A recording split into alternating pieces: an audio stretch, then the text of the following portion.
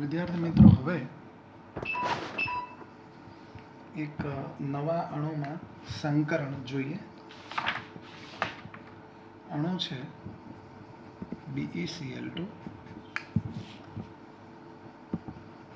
બેરિલિયમની electron રચના 1s2 2s2 છે. એક પણ કક્ષક ઇલેક્ટ્રોનથી ખાલી નથી, તો ઉત્તેજિત અવસ્થામાં આનો એક ઇલેક્ટ્રોન કૂદીને 2p માં જશે, એટલે બે અર્ધપૂર્ણ ભરાયેલી કક્ષકો મળશે, એક s અને એક p આ રીતે. અને એમાં ક્લોરીનની ઇલેક્ટ્રોન રચના આપણને ખ્યાલ છે 1s2 2s2 2p6 3s2 3px2 3py2 અને 3pz1, એટલે કે એની આ અયુગ્મિત ઇલેક્ટ્રોન ધરાવતી કક્ષક આપણે જોઈ ગયા કે પી કક્ષકના આકાર ડમ્બેલ હોય, એ આ રીતે જોડાશે અને અહીંયા sp સંકરણ કમ્પ્લીટ થશે. એ જ રીતે BCl3 અથવા તો BF3માં બોરોનની બાહ્યતમ કક્ષામાં 1s2 2s2 2p1 છે. આને ઉત્તેજિત કરીશું, ઇલેક્ટ્રોન ઉત્તેજિત થશે તો ઇલેક્ટ્રોન 2s માંથી એક ઇલેક્ટ્રોન 2s માંથી નીકળી ખાલી 2p માં જશે. તો અહીંયા ત્રણ અર્ધપૂર્ણ ભરાયેલી કક્ષકો, એક s અને બે p કંઈક આ રીતે ગોઠવાશે અને એ દરેકમાં ક્લોરીનની 2pz કક્ષક અયુગ્મિત ઇલેક્ટ્રોન વાળી અર્ધપૂર્ણ ભરાયેલી છે એટલે જોડાશે અને BCl3 અણુ સંપન્ન થશે. sp2 સંકરણ કહેવાશે અહીંયા. અને આ કિસ્સામાં આકાર રેખીય અને આ કિસ્સામાં આકાર સમતલીય ત્રિકોણ કહેવાશે.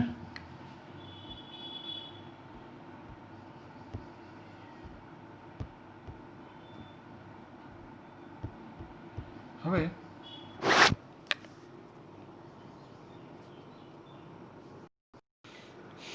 નવો ટોપિક છે સંયોજકતા બંધનવાદના આધારે હાઇડ્રોજન અણુનું બંધારણ, એટલે સંયોજકતા બંધનવાદ તરીકે એ ઓળખાય છે.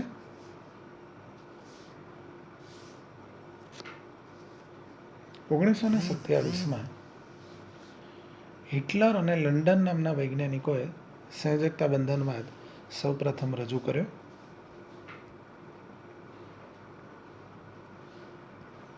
જેનો વિસ્તૃત અભ્યાસ અને એનો વિકાસ લિનસ પાઉલિંગ અને સ્લેટર નામના વૈજ્ઞાનિકોએ 1947માં કર્યો.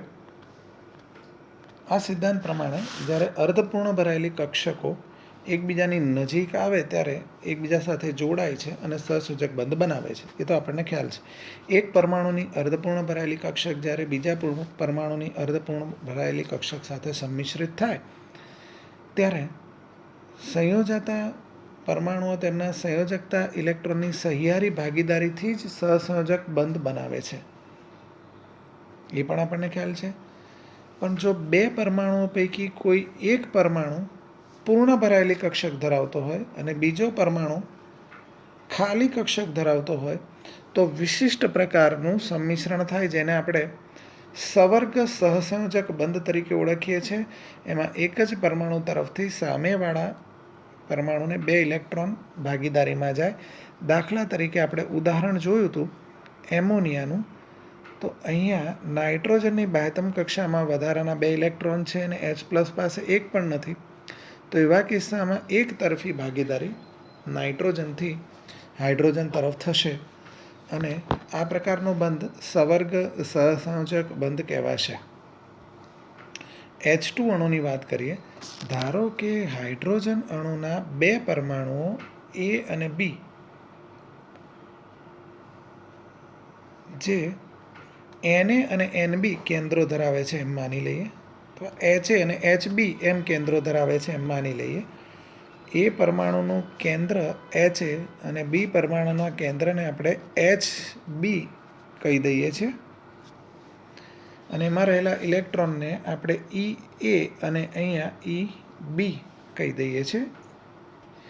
તો એ અને બી પરમાણુના કેન્દ્રો અને ઇલેક્ટ્રોનને આપણે ઓળખી લીધા બાદ જ્યારે આ બે પરમાણુ એકબીજાથી બહુ વધારે અંતરે હશે ત્યારે એમની વચ્ચે આંતરાણવીય આકર્ષણ હોતું નથી.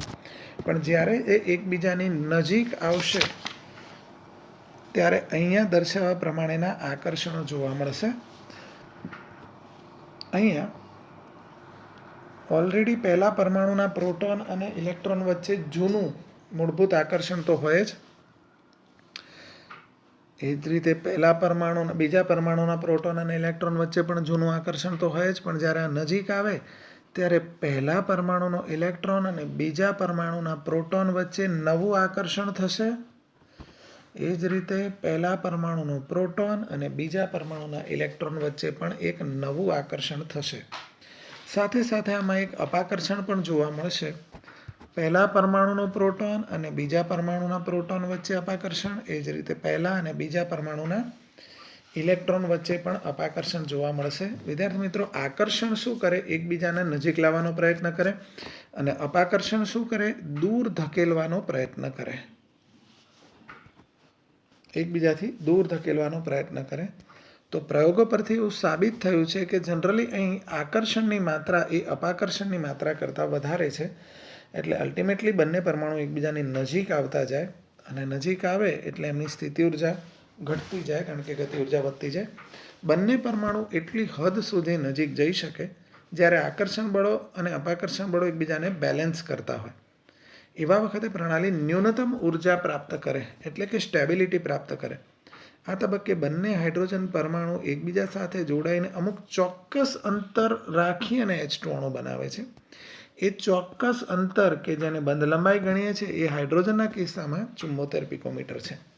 જ્યારે બંને હાઇડ્રોજન પરમાણુ વચ્ચે બંધ રચાય છે ત્યારે ઉર્જા છૂટી પડે છે, અને એના કારણે હાઇડ્રોજન અણુ અલગ હાઇડ્રોજન પરમાણુ કરતાં વધારે સ્ટેબલ બને છે. છૂટી પડેલી ઉર્જાને આપણે બંધ એન્થાલ્પી કહીએ છીએ. આકૃતિમાં દર્શાવ્યા આપણે હમણાં દર્શાવ્યું તો એ પ્રમાણે નિમ્નતમ સ્થિતિને અનુરૂપ હોય છે. વિપરીત રીતે કહીએ તો 435.8 કિલો જૂલ ઉર્જાની 1 મોલ અણુને વિયોજિત કરવા માટે જરૂર પડશે. આપણે આ 435.8 પહેલાં બી જોઈ ગયેલા છે. H2 અણુની બંધન ઉર્જા છે, એટલી ઉર્જા એને આપશો તો એમાંથી 2 H પરમાણુ ઇઝીલી રિલીઝ થઈ શકશે. મિત્રો, કક્ષકોનું સંમિશ્રણ.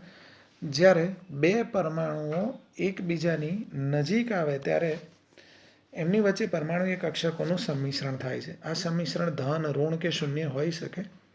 એનો આધાર સંમિશ્રણ પામતી પરમાણુ કક્ષકોના ગુણધર્મ પર રહેલો છે. અહીંયા આપણે S અને P કક્ષકોનું સંમિશ્રણ દર્શાવીએ. ધારો કે બે PZ કક્ષકોનું ધન સંમિશ્રણ બતાવવું હોય તો એના આ રીતે દર્શાવી શકાય. વિદ્યાર્થી મિત્રો, અહીંયા જે ડમ્બેલ શેપ છે એમાં જે પ્લસ અને માઇનસ દેખાય છે એ તરંગ વિધેયના ચિહ્નો છે. આપણે વાત કરી હતી એમ શૃંગ અને ગર્ત, જે શૃંગ જાય ને એને પ્લસ કહે છે અને ગર્ત જાય એને માઇનસ કહે છે. એટલે પ્લસ અને માઇનસ માત્ર તરંગ વિધેયના ચિહ્નો છે. તો બે PZ કક્ષકો વચ્ચેનું ઋણ સંમિશ્રણ તમે જોઈ શકો છો. અહીંયા એકનો પ્લસ અને એકનો માઇનસ છેડો કોન્ટેક્ટમાં હોય, જ્યારે ધન મિશ્રણમાં બંને છેડા પ્લસ કોન્ટેક્ટમાં હોય. હવે PZ કક્ષક અને S કક્ષકનું ધન સંમિશ્રણ બતાવવું હોય તો PZ નો પ્લસ છેડો અને S તો ગોળાકાર હોય. અને એનું જો ઋણ સંમિશ્રણ દર્શાવવું હોય તો PZ નો ઋણ છેડો, અને આ રીતે દર્શાવીશું. એ જ રીતે અહીંયા બે PX કક્ષકોનું સંમિશ્રણ બતાવીએ, ધન સંમિશ્રણ, અને અહીંયા થઈ જશે ઋણ સંમિશ્રણ, પ્લસ માઇનસ માઇનસ પ્લસ. એ જ પ્રકારે બે PY કક્ષકો, એનું ધન સંમિશ્રણ, બે પોઝિટિવ એન્ડ જોડે અને બે નેગેટિવ એન્ડ જોડે. ઋણ સંમિશ્રણ, પોઝિટિવ નેગેટિવ, નેગેટિવ પોઝિટિવ.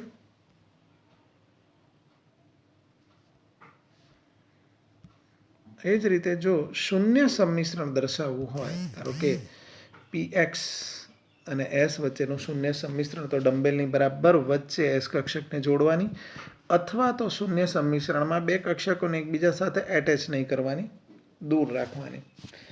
તો આ રીતે શૂન્ય સંમિશ્રણ અથવા તો શૂન્ય મિશ્રણ આણ્વીય કક્ષકોના પ્રકાર વિશે થોડી માહિતી મેળવવાની છે. દ્વિપરમાણુ અણુની આણ્વીય કક્ષકો સામાન્ય રીતે સિગ્મા અને પાઈ દ્વારા આપણે દર્શાવીશું. સિગ્મા કક્ષકો જે કક્ષકો બંધ ધરીની આસપાસ નળાકાર સમમિતિ ધરાવતી હોય એને સિગ્મા કહેવાય, અને બંધ ધરીની આસપાસ નળાકાર સમમિતિ ના ધરાવે તો એને પાઈ કહેવાય. હવે સિગ્મા અને પાઈને થોડું ડિટેલમાં આપણે સમજીએ. સિગ્મા બંધ કોને કહીશું? આ પ્રકારનો સહસંયોજક બંધ આંતરકેન્દ્રીય અક્ષ ધરાવતી બે પરમાણુ કક્ષકોના છેવાડાના સંમિશ્રણથી બનતો હોય છે. દાખલા તરીકે આ રહ્યો, એને અક્ષીય સંમિશ્રણ પણ કહેવાય. આ પ્રકારનું સંમિશ્રણ અહીંયા દર્શાવેલું છે. હવે એની કમ્પેરિઝન આપણે કહીએ, અત્યારે જોઈએ. એક એસ કક્ષક અને પી કક્ષક, છેવાડાના ભાગેથી સંમિશ્રણ થયું, સિગ્મા બંધ. એ જ રીતે અહીંયા પણ છેવાડાના ભાગેથી સંમિશ્રણ, તો સિગ્મા બંધ બને છે. હવે પાઈ બંધ. તો આ પ્રકારના બંધમાં સંમિશ્રણ પામતી કક્ષકોમાં અક્ષ એકબીજાને સમાંતર રહે છે. જો અહીંયા જોડાયેલા છે, એટલે કે આંતરકેન્દ્રીય અક્ષ જે હોય છે આપણો કક્ષકનો આંતરકેન્દ્રીય અક્ષ, એને આ લંબ હોય છે. આમ જોવા જઈએ તો એસ એસ, એસ પી અને પીઝેડ પીઝેડ કક્ષકોના સંમિશ્રણથી જનરલી સિગ્મા બંધ બનશે, અને પીએક્સ પીએક્સ અને પીવાય પીવાય કક્ષકોના સંમિશ્રણથી જનરલી પાઈ બંધ બનશે. પાઈ બંધ કરતાં સિગ્મા બંધ વધારે પ્રબળ હોય છે. એનું રીઝન એ છે કે એ કક્ષકોનું સંમિશ્રણ જ્યારે છેવાડાના ભાગેથી થશે ત્યારે સિગ્મા બંધ રચાય છે.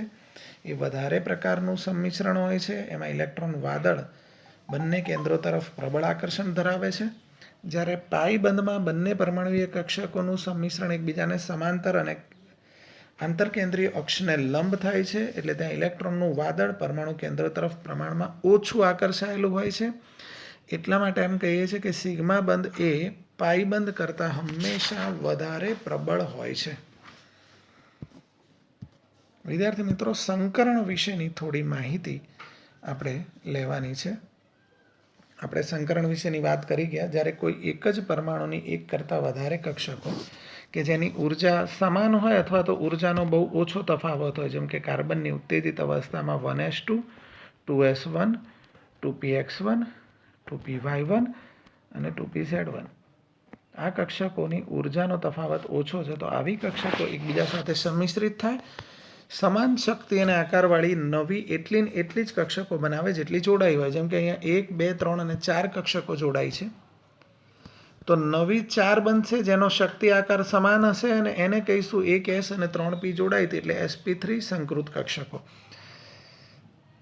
ધારો કે 1s અને 2p કક્ષકો જોડાઈ હોત, 1s અને 2p કક્ષકો જોડાઈ હોત, તો ટોટલ 3 જોડાઈ એટલે એને sp2 સંકૃત કક્ષકો કહેત, કે જેના શક્તિ અને આકાર સમાન હોય. સંકરણની થોડી ખાસિયતો જોઈ લઈએ. સંકર કક્ષકોની સંખ્યા અને સંકરણ પામતી કક્ષકોની સંખ્યા સરખી હોય. સંકૃત કક્ષકો એટલે કે સંકરણ પામતી કક્ષકો હંમેશા સમાન ઉર્જાવાળી અને સમાન આકારની હોય. શુદ્ધ પરમાણુય કક્ષકો કરતાં સંકર કક્ષકો સ્થાયી બંધની રચનામાં વધારે અસરકારક હોય. સંકૃત કક્ષકો અવકાશમાં એવી રીતે અમુક પસંદ કરેલ દિશામાં દિશાત્મક હોય છે, જેથી સ્થાયી ગોઠવણી અને ઇલેક્ટ્રોન યુગ્મ વચ્ચે નિમ્નતમ અપાકર્ષણ હોય, એટલે સંકરણનો પ્રકાર અને ભૂમિતિ મળી રહે. ટૂંકમાં સંકરણ કક્ષકો સંકર કક્ષકો એવી રીતે ગોઠવાય છે અવકાશમાં કે જેથી અણુને સ્ટેબિલિટી મળે. સંકરણ માટેની થોડીક શરતો પણ છે. પરમાણુની સંયોજકતા કોષમાં રહેલી બધી જ કક્ષકો સંકરણ પામશે. સંયોજકતા કોષમાં રહેલી, પરમાણુની અંદર રહેલી નહીં. સંયોજકતા કોષની અંદર જે પૂર્ણ ભરાયેલી છે કક્ષકો સંકરણમાં ભાગ લેતી નથી.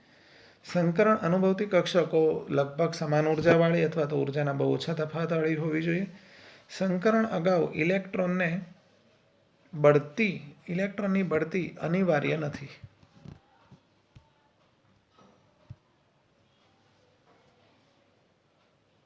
એવું જરૂરી નથી કે અર્ધપૂર્ણ કક્ષકો જ સંકરણમાં ભાગ લે. હમણાં આપણે અગાઉ જોયું એમોનિયા અને H2O. કેટલીક બાબતોમાં સંયોજકતા કોષની પૂર્ણ કક્ષકો પણ બંધમાં ભાગ લેતી હોય છે, પણ એવું અમુક કિસ્સામાં બનતું હોય છે.